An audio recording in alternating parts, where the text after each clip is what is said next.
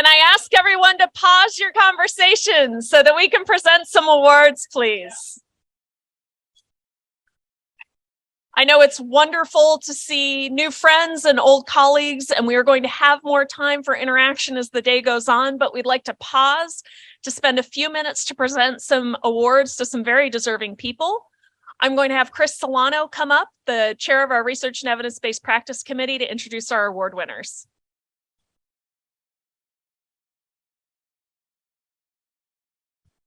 Thank you very much, Sandy, and hello, everyone.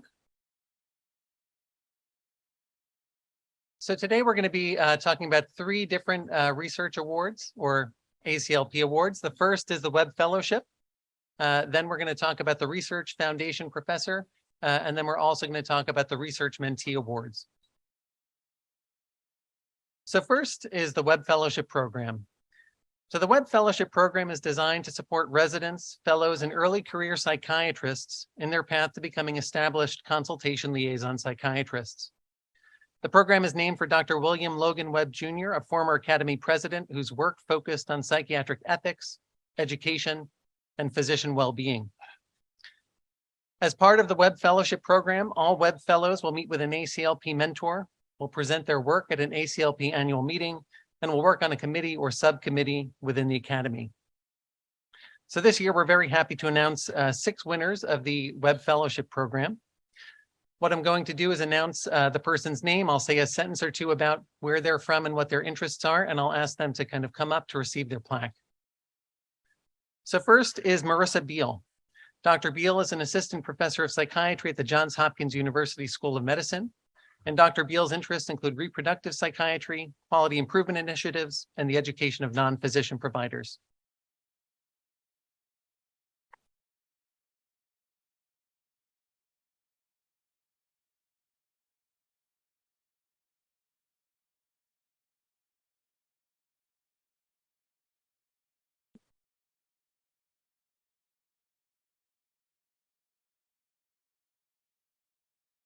Next is Fiona Fonseca.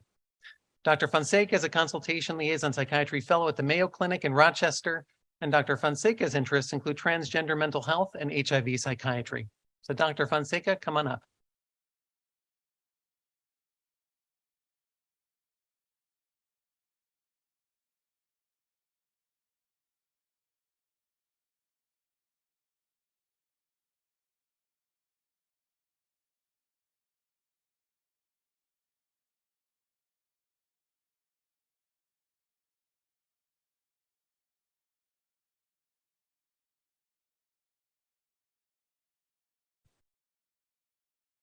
Next is Dr. Diego Garces Grosse. Dr. Grosse is an attending psychiatrist at New York University, and Dr. Grosse's interests include inpatient consultation liaison psychiatry and working with Hispanic populations. Dr. Grosse.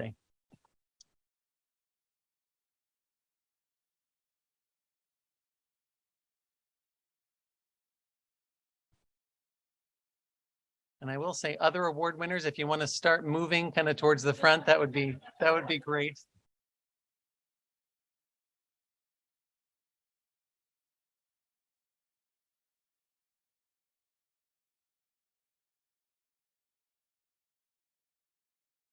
Thank you.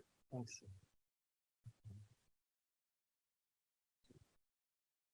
Next is Dr. Zachary Harvonic. Dr. Harvonic is a PGY4 psychiatry resident at Yale University, and Dr. Harvonic's interests include the identification of the neurobiological mechanisms connecting stress to mental health and aging. Dr. Harvonic.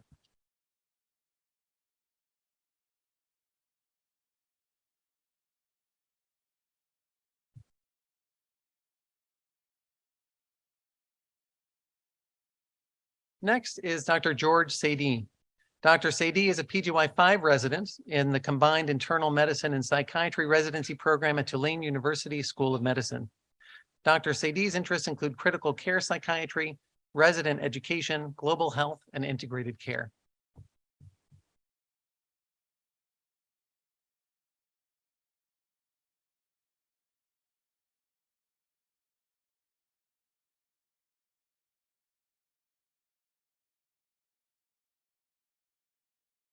And finally is Dr. Timothy Lok Kan Wong.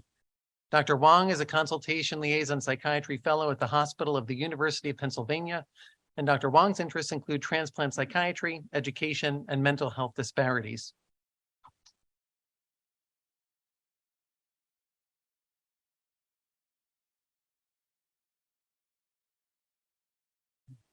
Yeah, thank you.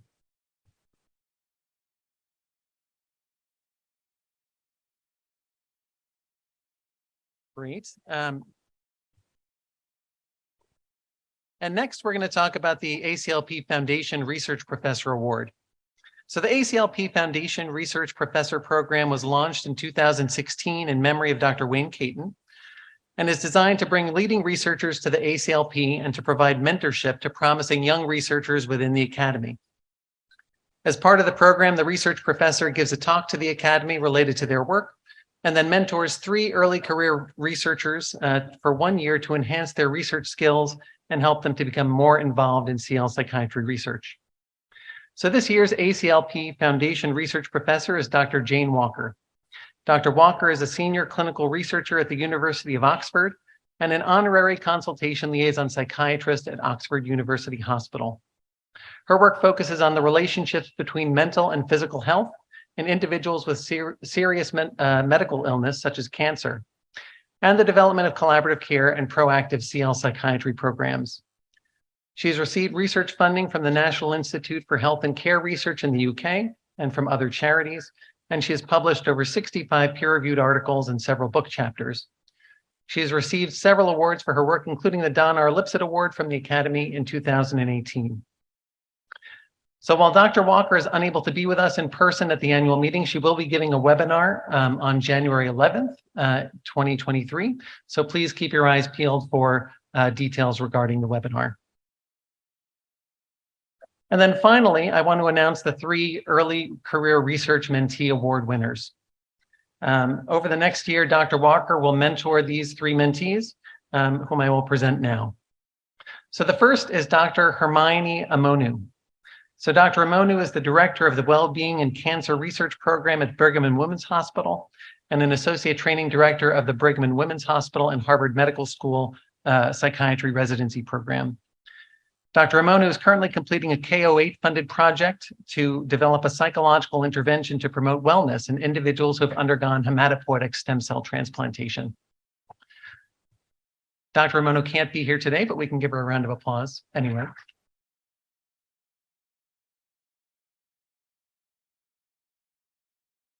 Next is Dr. Elizabeth Madva.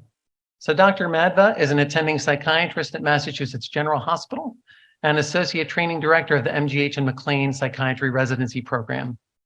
Dr. Madva is completing a DuPont Warren Fellowship to develop a positive psychology-based intervention to promote well-being in individuals with irritable bowel syndrome. Dr. Madva.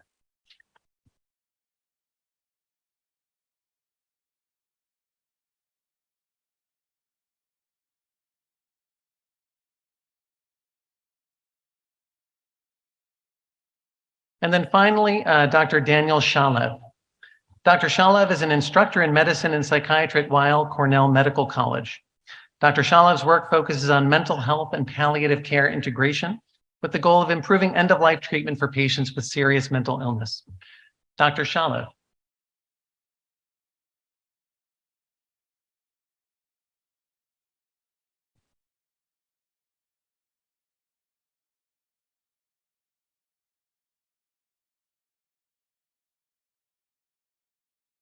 And with that, I'm going to turn it back over to Phil Bialer, who is going to present the Hackett Award.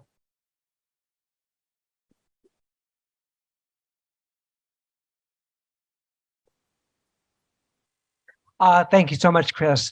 So yeah, it's my honor to move on to the Eleanor and Thomas P. Hackett Memorial Award and Lecture. And I am very, very, very pleased to present the award this year to Dr. Kathy Crone. I'm going to ask Kathy to come up here.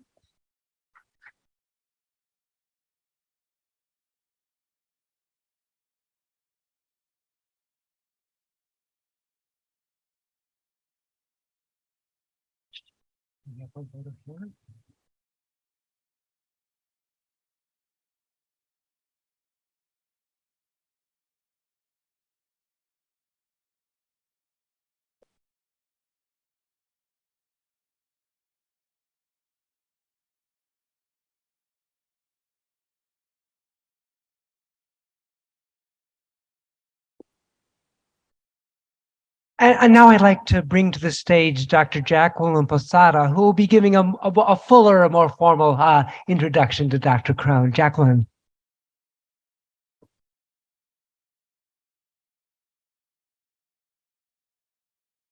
All right, thank you, everyone. No need to applause yet. We are just getting started.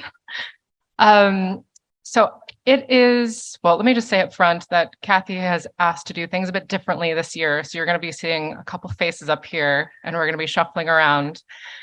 But I just want to start by saying it is my pleasure to introduce Catherine Crone as the recipient of this year's Hackett Award. I'm sure that I know that many of you have known Kathy much longer and better than I do. So it may not surprise you that this year, when she called me to tell me that she had received this award, she said, I'd like to do it a little bit differently.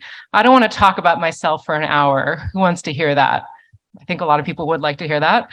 But she said, what about a panel about mentorship and mentees? And as a mentee of Kathy's for the past 7 years, this is just so Kathy. This is self-deprecating and funny and really just ready to use her spotlight to showcase the abilities of the people around her.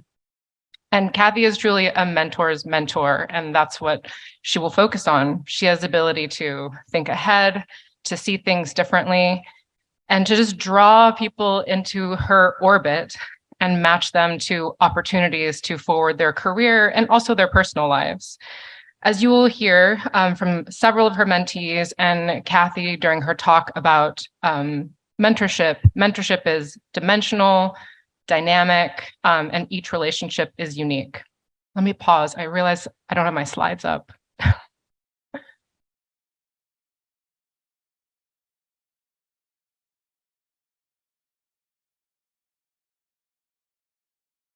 Sorry, just one moment.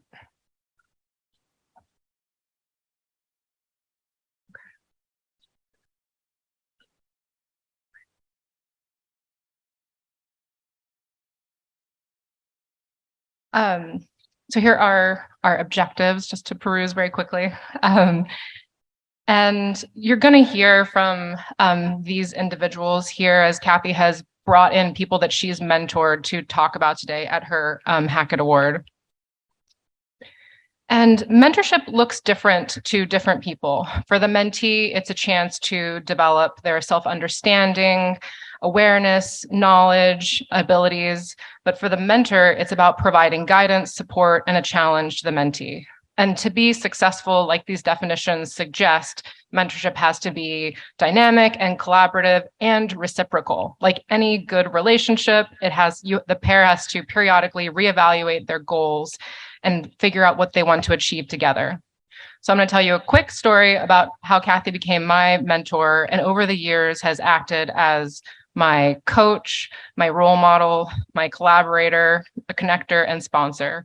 And as Kathy gives her talk, and you hear from the other people who are going to reflect on her talk, I want you to just think about these facets of mentorship that are displayed.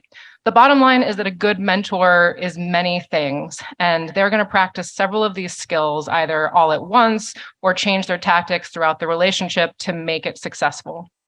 So when I started residency, like many, I was very intimidated. I didn't want to ask anybody to mentor me. And so I wasn't sure what I had to offer. And I had great teachers, to be sure, several of them Kathy's mentees, including Vanessa Torres-Yenza, who encouraged me to consider CL, but I wasn't sure what to do with this. So then during my second year of residency, Kathy indirectly entered my life through the influence of another one of her mentors, Dr. Lorenzo Norris. And this is how it starts, a beautiful thing. The mentor sees something in the mentee that they want to cultivate, and then the relationship is born. And in my case, both Lorenzo Norris and Vanessa Torres-Yenza had spoken to Kathy, identified my passion for CL teaching and writing, and that's how it started. So Lorenzo Norris was the editor of a magazine in psychiatry, and he asked me to write a column about residency. And I thought, I have plenty of things to say about residency, so let me do that. And I realized now this was his form of mentorship, that Lorenzo is a connector and a sponsor. He's very willing to bring in trainees and give them opportunities to develop their professional and clinical skills. Then one day I was at Inova Fairfax, where you all know Kathy has worked, and she pulled me aside and she said she wanted to talk to me. And she told me that she liked my column. I mean, just imagine hearing a compliment like this from somebody like Kathy Crone. And she told me that I had a great voice. And nobody had ever told me this about my writing. And I was truly starstruck.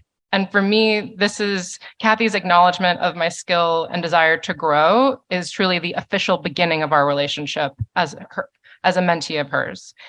And I just want to point out that it was this powerful web of connections that is so important within our specialty. And so after this interaction, I began to write with Kathy very frequently, which you'll hear more about later. So I can go on about Kathy, but if I'm right, I suspect that I am not the only one here who has been on the receiving end of her mentorship. She's a generous mentor. Her people are your people, and she uses her network and connections to support her mentees into getting positions and even creating positions for her. So just forgive me a brief tangent about art. This summer, I had the privilege to visit the Vatican museums in Italy, and I love art. And what I really love about it is that it's very focused on teachers and lineage and influence and your peers and who you're with. And I was particularly struck by this mural, which is called the School of Athens, and was painted by the great Renaissance painter Raphael. And it depicts Plato and Socrates. Well, they're in the Acropolis, and we have Plato and Socrates right here, but they're actually disguised as Leonardo da Vinci and Michelangelo, who he considered his mentors and teachers. But Raphael was, no joke. He was also a mentor, but he painted himself here off to the side among a group of students. And what's special is that he's looking out to the viewer and inviting them into this house of knowledge. And you see, Raphael didn't paint the School of Athens alone. It was his students. This is often talked about with his art, that art historians debate to this day where Raphael's personal touch ends and the influence of his students begin.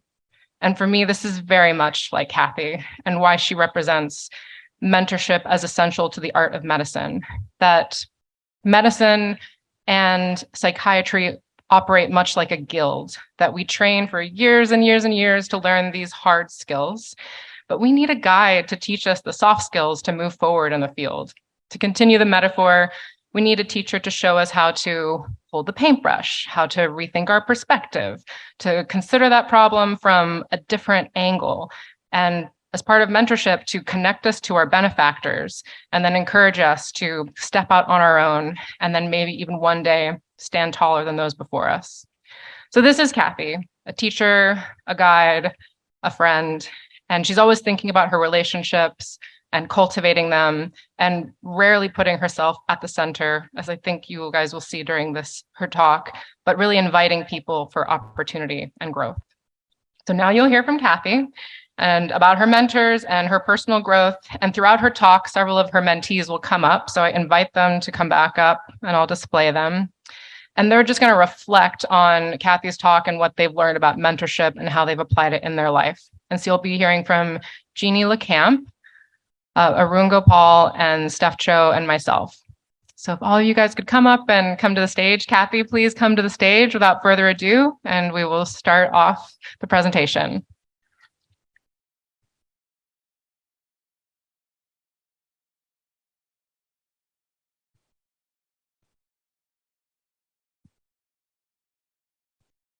Thank you, Jacqueline, for that very kind introduction.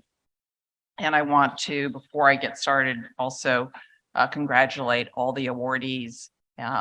It's tremendous to see the accomplishments that some of you who are still just starting your careers have already made. It's impressive and intimidating.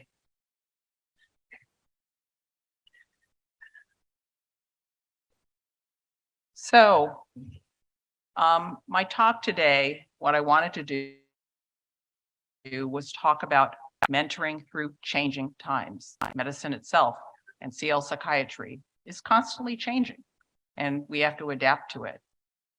And I figured that maybe one thing I could do is look back at my career and figure out where mentoring played a role, where being a mentor, but also being a mentee, what was important.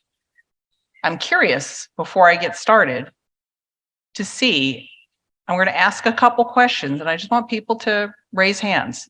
So how many of you have a mentor? Okay. And then how many of you out there mentor, serve as a mentor? Wonderful. So one thing I will challenge you is that I think what I was told, one of the most critical bits of advice that I was told when I was thinking about being a CL fellow was pick the program where you think you find somebody who would be your mentor.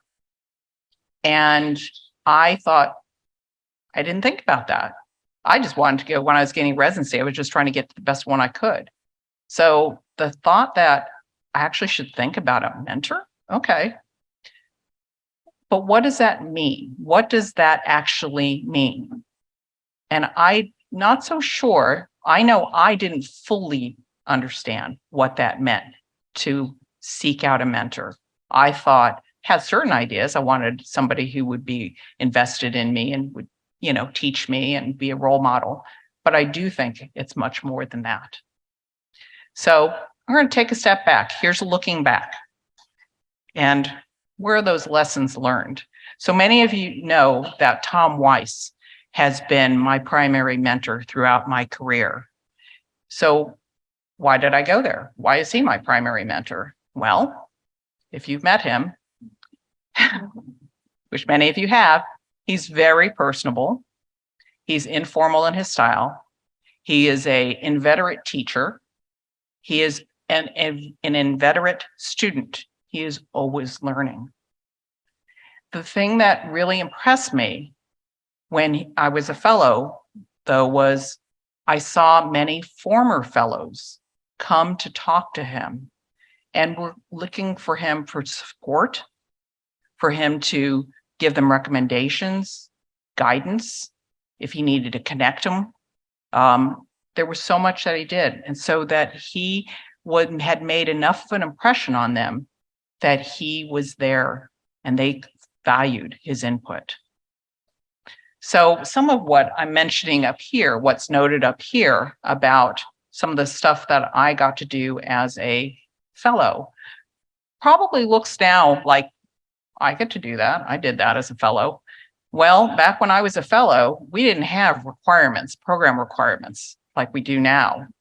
So what a program was like, what you did as a fellowship was very variable from program to program. There was nothing set. So the fact that I got to do some of what I got to do, I give a lot of credit to the support and guidance that I got from Tom. One of the things early on also that was critical for me was when I was looking for a job, I needed to stay in the DMV area. And he connected me with a lot of the medical centers in that region. A job opportunity didn't come forth. So what did he do? He brainstormed and we talked about opportunities. Our transplant center was going through major expansion. And he thought, well, maybe we could try to see if they'd be willing to support a transplant psychiatrist, a dedicated transplant psychiatrist, which in my institution, it was no small thing to get them to agree to actually hire on a physician, let alone a psychiatrist, let alone somebody who's going to be a transplant psychiatrist. He went to bat for me. He talked with the founder of the program, and off we went. So what are the lessons that I can look at and see from this? I think one is that importance of that relationship between a mentor and mentee. You can't force it. Sometimes it just clicks, and that's an important thing to be aware of. There might be people that you see that you want to have as your mentor, but sometimes the relationship works and sometimes it doesn't. It's okay. And it works vice versa. It was also important for me to have a primary mentor who I really saw as a role model, somebody who I admired and was a role model. And that was particularly important for me early in my career. And it was also, he had also made a big impression on me because he always got to know his fellows as people, not just as fellows and professional, but as people. And that was something that kind of left another indelible mark. And I was hoping to aspire to that when I became a fellowship program director, and then when I became a mentor. And also my point about mentorship, it's much more than a role model. It's much more than a teacher or a coach. Mentees need a lot more. And I don't think I knew that at the time. So moving into early, sorry. Is this, is it? No, sorry. This is what happens when you're doing things just a little differently. So looking in early career. So many of you know that Tom was very active, both internationally and nationally, with psychiatry programs and organizations, as well as not just psychiatry, CL psychiatry, as well as psychiatry. Journal editor, he was a clinical researcher, and he was someone who encouraged early on my participation in a similar vein. And he opened doors, particularly with ACLP early on. I met a number of the more senior members if they needed projects done, surveys done, other projects done. He'd introduce me. And then it was up to me, though, as a mentee, to take it and run with it. And that led to more participation with ACLP and committees, and on we went. So early in my career, he's also encouraged me to write, which is honestly easier said than done. Coming up, we talk about projects and articles, and he was also very, very supportive of me really broadening my role as a transplant psychiatrist. I became deeply involved. So I don't know how many people have done critical care rounds. I have, doing support groups for the staff, not just candidate selection and treatment of the patients who were listed for transplant or after transplant. When I actually started to write, I took advantage of the fact Tom was a journal editor. So he edited my submissions for a number of years. He also collaborated and was a co-author for several years. And so I learned a lot and got a lot of coaching along the way. The other thing that happened early in my career was I had some other mentors. I didn't realize it at the time. So one was Linda Oler, who was a senior transplant coordinator. She was also the editor of a transplant journal. She was very active in the field of transplant. And she was the one who actually gave my name for my first writing project, which was a series of articles on transplant psychiatry. And if you've ever written for nursing journals, some of those reviewers are actually harder than any of the ones that we had. So even when she left Inova, she also then had suggested my name for Health and Human Services advisory committees for xenotransplantation as well as transplantation. She was someone who had been supportive. We collaborated and was a real supporter for several years. And I also benefited from the women, I call it the women of transplant. So there's a number of people that are active in ACLP still, and some of you are out here. So Andrea DiMartini, Sheila Jauzi-Gregor, Kathy Kaufman, Marion Fireman, Mary Amanda Dew.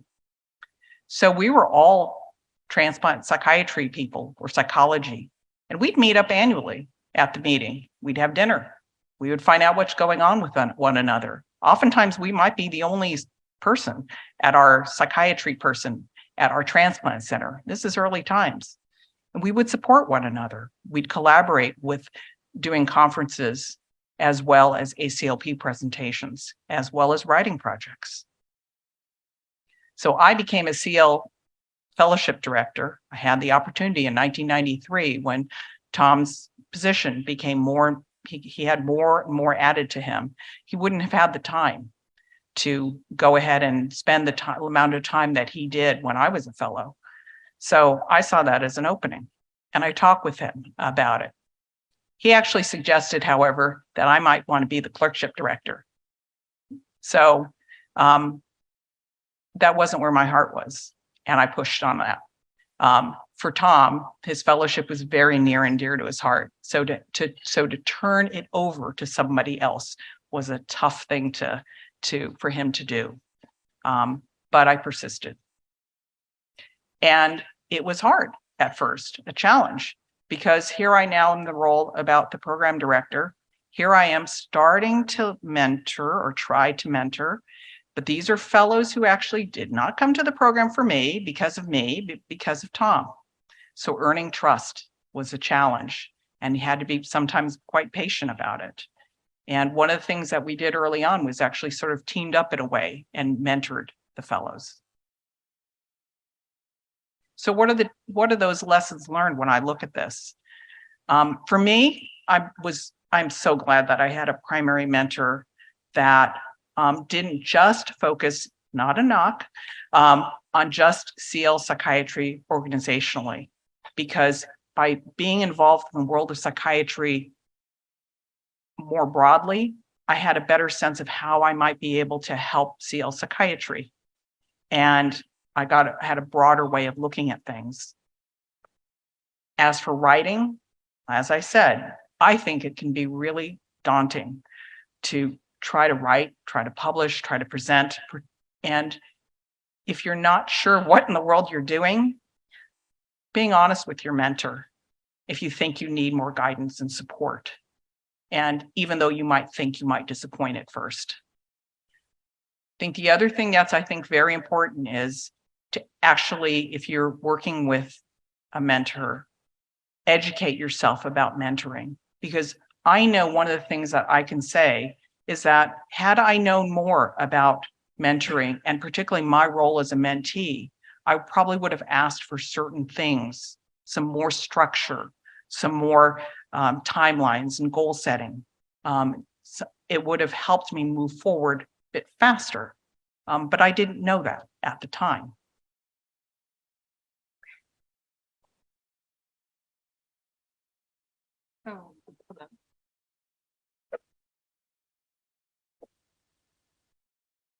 Cool. Okay, thank you. So what I just want to reflect on about being a mentee of Kathy's is that she takes this role of collaborator and coach very seriously. So after she told me she liked my voice, she asked me to participate in writing chapters in a transplant textbook. And I mean, you don't necessarily learn how to do these things in medical school. I had no idea what I was doing. So Kathy set up our first meeting, and the first thing she did was hand me a stack of 50 articles, all paper clipped separately, read these. But that's not where it ended, that's what I mean. It's not just, hey, you'll figure it out. She sent me her draft of her chapter so I could see how her mind worked of, reading, making, taking notes on ideas, having the reference there so you're not lost at the end of the chapter trying to figure out where you found it. And then she would edit several, as my draft progressed so that I wasn't handing her a mess, 2 nights before the deadline. And for me, that's what I've learned from her. When a resident says, I want to write, I want to do something, send me your draft. Let me help you. Let's make an outline. That it can't just be, oh, you should write more. It can't just be advice and advising. It really has to be hands-on and teaching in the beginning if you want that mentee mentorship relationship to have trust and continue to build. Thank you, Jacqueline. The other thing before I move on to my mid-career is also sort of saying to you, if you are trying to look for a mentor, senior mentor, that you may have problem finding it. Don't overlook the idea of a peer mentor, because having peer mentors You have people who are really, they have the vision about what it's like to be at your level. They also oftentimes have more time to collaborate, and that can be really beneficial. The other thing was the idea about not always having to agree with your mentor, even if they already have, they have a path or a project they think you might benefit from. Don't be afraid to speak up. I would not have been a fellowship director otherwise.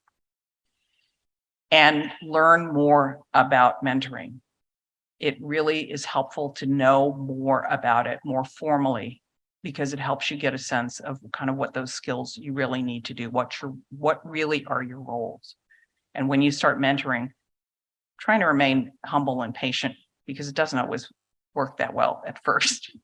So looking at mid-career, this is when I am firmly ensconced in being a fellowship program director. This is when people are coming to the program.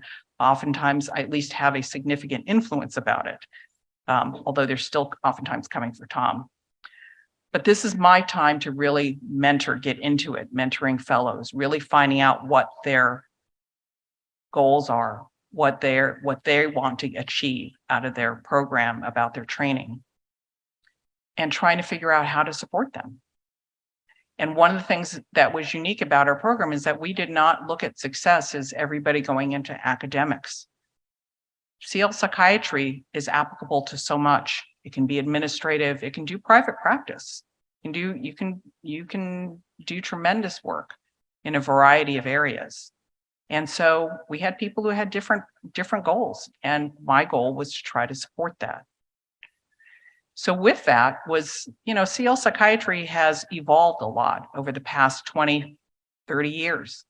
It's no longer the idea of the traditional CL hospital-based service. It's not just that. So over the course of my career, we have had outpatient CL psychiatry developed, where maybe you'd have their part of the time they'd go somewhere else, to actually be embedded in another service, to actually going into collaborative care, to proactive consults. It was really important to be aware of those changes. Even if you can't, if these are not things you're actively doing, it was important to know kind of these trends and being able to try to figure out, what could you expose a fellow to? What opportunities do you need to create for them? Who do you need to connect them with if you aren't the right person? And as Jacqueline mentioned, was also the issue about keeping an eye open for opportunities. It was a lot of fun to work with fellows, to collaborate with them on projects, to help them with presentations, to writing, to get them opportunities to participate in organizations, and to create teaching opportunities for them. This is, for me, in the middle of my career, is a time that my job responsibilities are increasing. I'm the director of the CL services as well as the vice chair of education. And this is as I'm getting increasingly involved in a lot of organizations. So here's my going along mid-career. Great, fast, a lot of stuff going on. Life happens. I had a very complicated pregnancy. I had to actually stop working, which was very hard for me to do and very hard for me to cope with. And then there was the adjustment to being a new parent. So Tom was a tremendous support on a personal front as I was going through this, and sometimes was counseling me. Sometimes you have to be patient and it's okay. You can't work for a while, that's all right. This was a time in my career when I bounced back after my pregnancy, where now, because I had more job responsibilities, but I also had a bit more power, so I could develop opportunities for others. Now, for former fellows, I could develop a psycho-oncology position in our cancer center, or one for our psychiatrist for somebody in our HIV clinic. A lot of fun to be able to do these sorts of things. This was also the time that I got a chance. I was asked to mentor, not just a fellow, but a colleague, which was, as Jacqueline had mentioned, Dr. Lorenzo Norris. He was new faculty at GW Hospital. And I learned the differences in what it takes to mentor somebody who is not just a trainee, and having to think about things, even just about like the track, if they want to be promoted, what are they going to need? How am I going to support them? How are they going to support them at just being a new attending, which is its own, it's got its own anxieties and concerns and big transition time.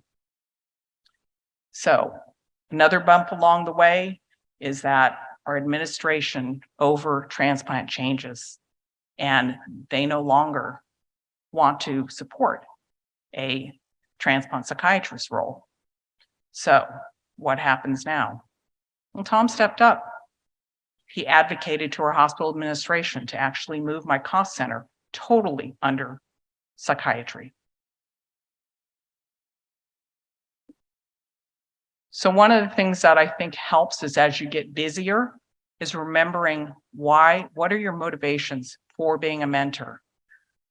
For me, it was the importance of paying it forward. That was a big piece of it. Because I think as you get busier and you have more and more on your shoulders, it can potentially feel like meeting with your mentee. Oh, it's one more thing I have to do. But if you remember why you're doing it, it can help you to remember and recenter you about the importance and your enjoyment of the experience. Also, as I mentioned, you have to accept, as many of you know who are mentoring, you have to accept it when your mentee doesn't follow those recommendations you might give, those opportunities you may give to them. You have to be able to accept that. And they might be on a different path and their priorities might be different. And it's important to be able to support them, even though it's very different than maybe what you envisioned for them. I think that as you move along in your career, I also think it's important to reevaluate what your skills are, what you can offer as a mentor. For me, one of the things that I realized along the way is like, oh, I'm far enough along in my career, I can sponsor people. And that was a lot of fun to be able to do. And as I'd mentioned, let me reiterate the importance of having a mentor who does more than just being a role model, who's more than a collaborator, who's more than a teacher or a coach. So I'm Stephanie. I am sort of the odd one out up here because I was not one of Kathy's fellows. I was that one she's referring to who like kind of doesn't follow what she wanted us to do. The plan actually was to be, one of her fellows, but life got in the way, right? Family health, my health, and the right choice for me ended up being to go back home. But Kathy, being who she is, was the mentor I needed, was the one who cared about me and wanted to pay it forward and gave me the space I needed. And I knew all she wanted was for me to succeed. And I was lucky enough that when I did make the decision to go back home for fellowship, she had the forethought earlier in her career as she went into mid-career to develop other skills, other things she could offer her mentees and, beyond being their fellowship director. And so she, went out to her massive network and was able to still support me, was able to still, help me as much as she could, even though I was going back to the other coast. And it's something that I also, as I move into mid-career now, I recognize that increasing my own skills, the things I can offer for my mentees, whether they, even as much as I'd love for them to stay on, right? Like at our institution, what I want more is for them to succeed, and then recognizing how rewarding that alone is. So both having modeled that for me and also paying it forward to future generations through me is something that I'm eternally grateful for. Thanks, Stephanie. So now we're moving into my later career and juggling faster. So here I'm continuing to handle multiple roles professionally, personally, because now I'm a mom. I've also got elderly parents. And then there's my patient husband who's forever busy though. So we're trying to juggle very busy careers. And one of the things I'm doing is also trying to establish hospital and system support to develop the development of a women's behavioral health program, which turned out to be a several-year process. Again, I've said that my hospital's not always really, sometimes not the most progressive. Organizational leadership. So I'm getting involved. This is when getting the chance to be very involved with ACLP, being able to develop my involvement in other ways like ACGME and ABPN. And I would thank you, people such as Josefa, who's here, who helped open doors, and Bob Boland, who is virtual, who also opened doors. There's a whole group of us who kind of have supported and kind of sponsored one another, which I guess is another sort of peer mentoring that can come later in years. So this is also, though, a time of change. This is when my primary mentor steps down as chair. He had been chair for decades and he stepped down. So it was a lot of uncertainty. We didn't know what we were going to be dealing with. We were very fortunate that we had a new chair who actually really valued CL psychiatry. Is that sort of something unusual to have a chair who really loves CL psychiatry? And also education. And what did this allow? It allowed us to actually expand for our CL division. So Rushi Vias, who I think is here virtually, he was able to come on as our assistant director for the CL service. Sharif McGee, who's also here, our embedded neuropsychiatrist to our neurosciences department. So, and also our new chair was able to be a partner, and we were able to develop the support that we needed with our OB-GYN leadership to support the development of the Women's Behavioral Health Program, which also allowed eventually to develop the opportunity as a medical director for the Women's Behavioral Health Program and being able to hand that off to another mentee, Chandrika Balgobin.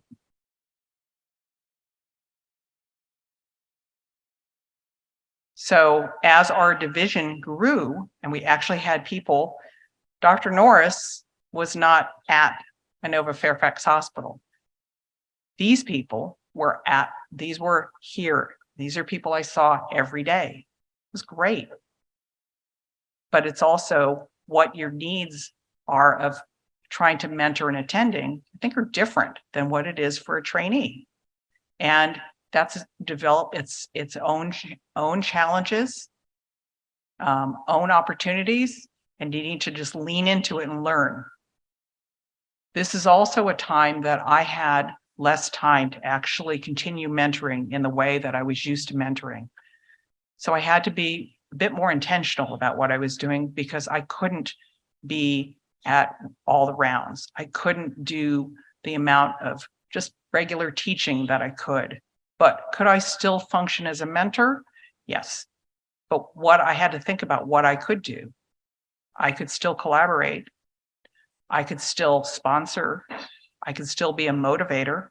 And now it was time to actually have others in our CL division help me to mentor our trainees.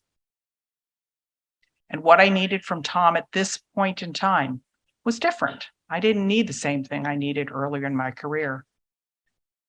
But I needed somebody to be able to talk to about potential changes in career trajectory, whether or not I should entertain them, not just weighing this out personally and professionally.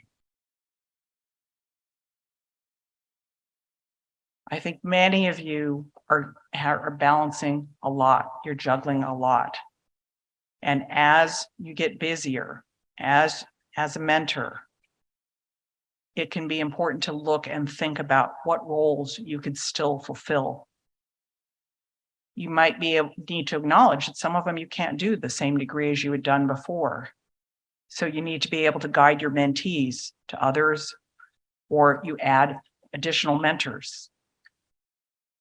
And I think also it's important to reevaluate where you are in your career, what your wants and needs are, and what you still need from a mentor. It may be very different. Or you might need to add a mentor because your needs have shifted.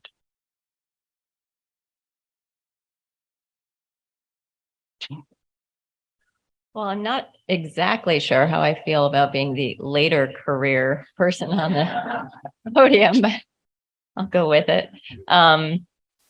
So, I think the thing that stands out to me, and trust me, we have had way too much fun planning this. We've had a lot of good meetings and we've shared a whole lot of stories that y'all don't get to hear. But the thing that really stands out is Kathy's dedication and devotion to maintaining the relationship, whether it's during that time of fellowship training or onward. And so now I'm onward, just so we're clear. And she is definitely fully engaged. She stays apprised of what people are doing in their lives. Where are they in their career? Where is that trajectory taken them? And this has been a really wonderful evolution to be part of. Going from way back when in fellowship and Kathy telling me like, it's time to get a job. You probably have to think about that. To now, when it's a joy of mine to be able to invite Kathy to my department to do grand rounds, where it has been an absolute gift that she is still able to be such a trusted guide and mentor for me as I am making bigger decisions in this point in my career. I think all of you who know Kathy know of her as a kind, very clear, not a lot of nonsense, challenging but supportive person. And whether that's when she's challenging me by saying, hey, wouldn't you like to write this chapter? Or where are those ABPN MOC questions that were due 3 weeks ago? But always doing it with kindness and caring, and knowing that she is there for me, looking out for me at this part of my career is just an ongoing gift of working with Kathy and knowing Kathy. So now we're talking about navigating career change and looking forward.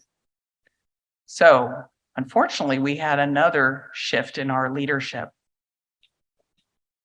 And now there were very marked differences in perspectives about the value of education or what it was, my roles, valuing of the CL service and the CL fellowship. And despite considerable efforts to try to improve the situation, it's not better. And watching the people, our CL faculty, many of them were people that I had an opportunity to mentor. They were increasingly unhappy because we just had very significant differences in what the priorities and values were compared to our leadership. This is a time where it's difficult to be a mentor because you're personally dissatisfied, unhappy, and you have to figure out how much of that, you're not Teflon. So, how much of it do you show or share with a mentee? Because the mentoring relationship is based also on trust and I think honesty. So, but there's boundaries because it can be overwhelming to share too much.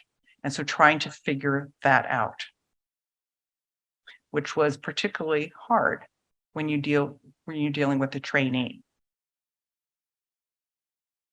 So for me, I made the decision ultimately to leave.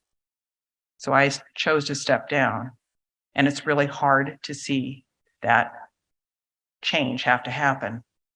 The one thing I could still provide to those I had had a chance to be a mentor to was at least connecting them with alternative job opportunities if they were feeling that unhappy, so they could at least consider alternatives.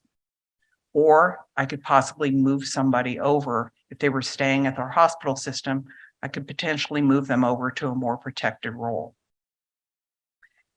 And at this stage, it was also a time for what's called reciprocal mentorship, which is when you're, it's not just that it's not just the mentor, guiding the mentee. It's also you get something as a mentor from the mentee. They can sometimes teach you. And this is a time that I got a chance to talk with many of the folks here. So, and about kind of where I was and about helping me look at examine opportunities.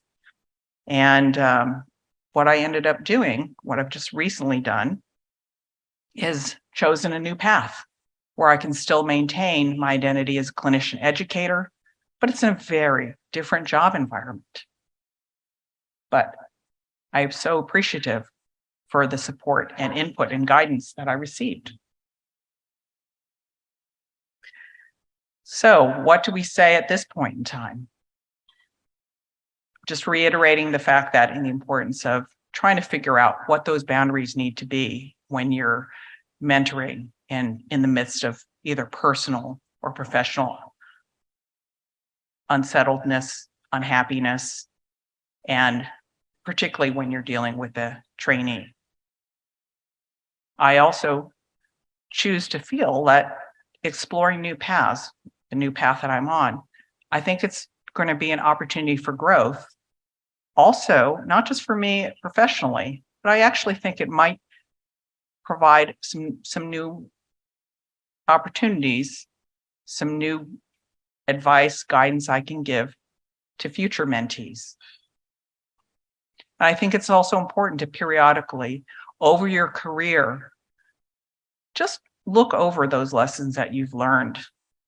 And I think sometimes that can help you develop to be a better mentor. Successes and failures, we all have them.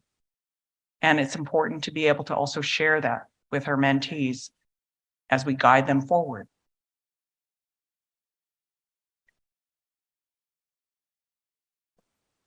Hello, everyone. So I sometimes joke that Kathy has the remarkable ability to withstand the whiplash with all the different career choices I've made through my time since leaving fellowship. But I think the most important support I got from her, not only because she just wears different hats at different times and just seems to be so present, was when I decided to leave academics and try something a little different. So I was flying out to the DC area to essentially onboard with a startup. And I remember having lots of mixed feelings and kind of saying, is this the right thing? What's the roadmap going to be? Where will I get support? And I remember her, literally, it was a Sunday, dropping things and driving down from Maryland and spending an hour just doing lunch, treating me to lunch and giving the space and time, and really reflecting that this could open up new opportunities. And then reiterating that it's not necessarily a fully closed door, but you never know where the road could take you back, even if it is academics. So there was a therapy component. There was just a safe space to kind of reflect on these things.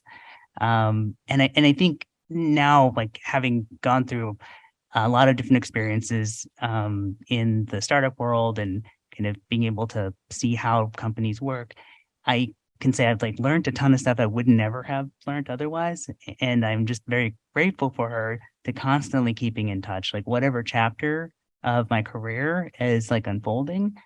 So all that to say, I feel extremely blessed to have had her and can always go to her, and I don't necessarily see any judgment when I am with her, and it's always problem solving, but at the right level.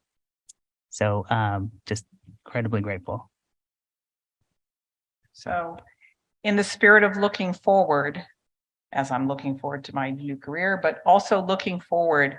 So I invited these 4 individuals because I've had an opportunity to mentor them, but as we talked about paying it forward and moving things forward, they all have mentored or are mentoring many other individuals. And I wanted to invite them because I don't want just my perspective up here.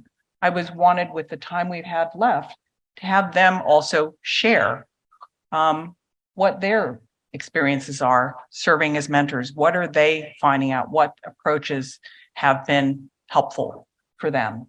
So let me turn it over.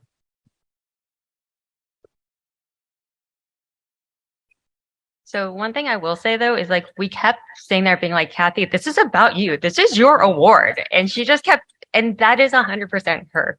She just kept being like, no, but this is the whole point. So, we can talk about, moving forward, which, it is very important. But I'm just saying that is her. But I think one of the things that also, reflects and that I'm taking moving forward is it's hard. Like, seriously, the amount of work I have to do to position myself into places that I can then benefit my mentees and that I can, actually sponsor them, mentor them. It's work and it's dedication. And it's showing me how that's like, you have to lean in, and that just like I feel like a lot of things we do, it keeps changing at every stage of your career. Like I thought I had it down. And then now I'm like entering mid-career. I'm like, oh, this is a whole nother thing. Right? Like trying to become a good mentor for my junior faculty. And, I think one of the things that I take away from this moving forward is my responsibility as a mentor, not as a mentee anymore of kind of like searching out the mentors, trying to, be the perfect mentee, but being a little bit like so I consider Kathy kind of like the ultimate Pokemon trainer where she's like, I choose you and like develops you to be like super intense. That's what I'm seeing moving forward.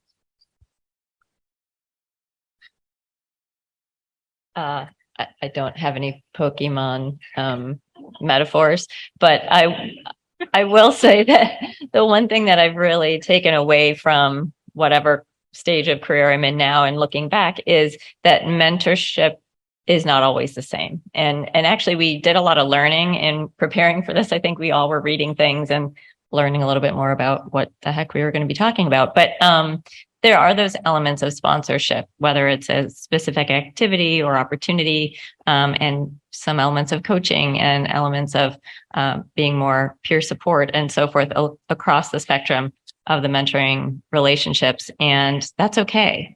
I don't know if anybody in the audience thought that they knew that mentoring was one thing, but it's really not. It's a whole host of different things. You may have different people who hold different roles, but you also may do all those different roles as your self-defined entity of a mentor. So there's a lot of opportunity out there, and you may be doing it and you don't even know it.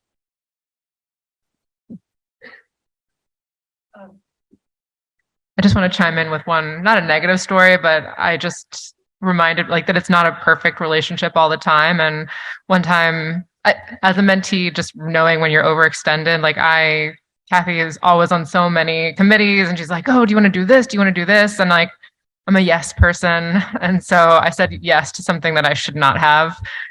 And like in a moment of not rereading an email, I sent off a very short email about like basically that I was above the work that had been asked of me. And like, it could have been a relationship ending email. Like it could have just been like, Kathy gonna be like, all right, whatever, Jacqueline, like you don't want what I'm offering, but like Kathy just was like, why don't we meet? Let's talk about it. She kind of told me, we just talked about it as adults and like we've obviously come back from that. Like here I am. And so I think about that a lot of like just how mentorship, it's spoken about in like the professional literature. It's maybe can sometimes be sort of like a sterile relationship, but how like it's going to be up and down and like you may do the wrong thing as like a mentee or a mentor, but like just kind of that low ego on both sides because like you want it to be long term, like any good relationship. So just wanted to share that like it can have bumps in the road, even when in retrospect, we're just talking about like how shiny and like wonderful it's been. And I can close out sort of by saying, I think to echo Steph, it's incredibly hard to be authentic and present with people.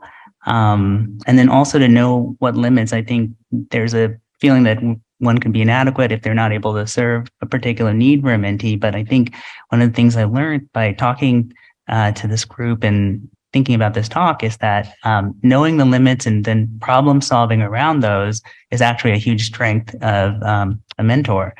And so for me, sometimes I didn't even realize these guys are like pointing out residents calling me now, even though I've left years now, like asking for help, that having that like role modeling Kathy, but also sort of picking elements from different mentors that have been great have become like something of a growth curve for me. So that's something to always think about. There's not just like one strong trait, but how do you bring a hybrid of things together?